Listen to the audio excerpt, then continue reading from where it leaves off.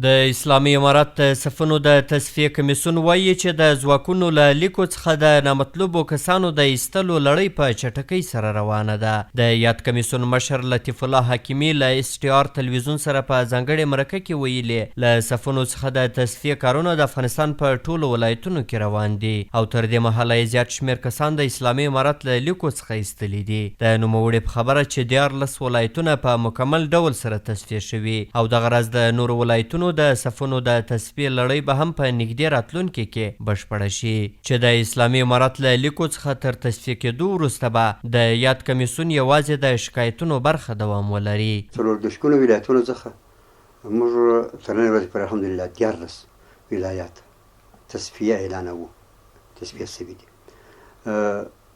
په هغو کې هغو جملې څخه کونړ، کندوز، سمنګان، جوزجان، بادغیس، غور، فراه، نیمروز، میدان وردګ، بامیان، دایکنډي، پکتیا، پکتیکا د دې مکمل راپورونه راغلي دي او دا پاک شوي دي. زه امید لرم په لنډو ورځو کې به خدای کړه زه د ټول افغانستان د تصفیه کېدو زموږ له اړخه څخه تصفیه کېدو راپور ورکړم. دغه راز نوموړی ګواښ کوي چې د اسلامي امارت ځواکونه حق نه لري چې بغیر له کوم امر څخه د خلکو شخصي حریم وپلټي او د سرغړونې په صورت کې به له یادو کسانو سره قانوني چلند کیږي. د اسلامي امارت د صفونو د تصفیه کمیسیون د شکایاتو د برخې مسؤلین وایي چې دوی به خپلو کارونو ته بیا هم دوام ورکوي او د خلکو شکایتونو ته به پر وخت رسیدنه کیږي. د دوی په خبره چې هڅه به یې دا وي شکایتونو ته د رسیدنې په برخه کې خپل کارونه لا چټک کړي.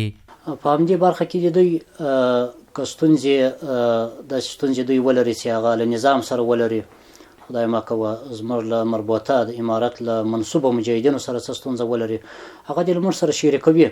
په دې کې د دوی بېلا ډاره، بېلا وهمه، بېلا ترسه او بېله تهدیده د هغه ستونزه له موږ سره شریکوي، ځکه موږ پوهېږو زموږ ستاسو تجربه ده چې له ولس سره مشکلات هغه موږ ړنګوي، موږ بدناموي، هغه زموږ نظام را ړنګوي، موږ بیا یو بلې جګړې ته بیایي. په همدې حال کې د کابل ښار یو شمېر اوسیدونکي غوښتنه کوي چې اسلامي امارت لا هڅه وکړي چې د خلکو شکایتونو ته پر وخت رسیدګي وشي.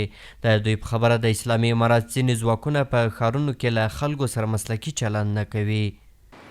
د روزانه خبرو کې یار و چې د لړۍ روانه ده او دا صفونه پاکي، موږ هم خوشبینه یو په دې باندې چې دا پاک شي او دا ښه خبره ده. ډېر کسان اوس هم د امارت اسلامي د نامه نه استفاده کوي یا ویډیوګانې جوړوي یا داسې هغه کوي چې په دې حکومت باندې تاثیر لري د زیات، ولو که هغه د مجرم نه یا عکس وي یا فلم برداری وي یا عکاسي وي باید دا ونه شي او هیڅ کس ته بدون د محکمې بدون د دې شیانو نه اجازه ورنکړي چې مثلا یو مجرم ته سزا ورکړي. دا خو ډېر زبردسته کار اوسه، په زړه پورې کار اوسه. په دې اساس شرایطو کې، په دې اساس شیبو کې چې طالبان داسې یو کار کوي دا زموږ د ټولو افغانانو په نفع ده.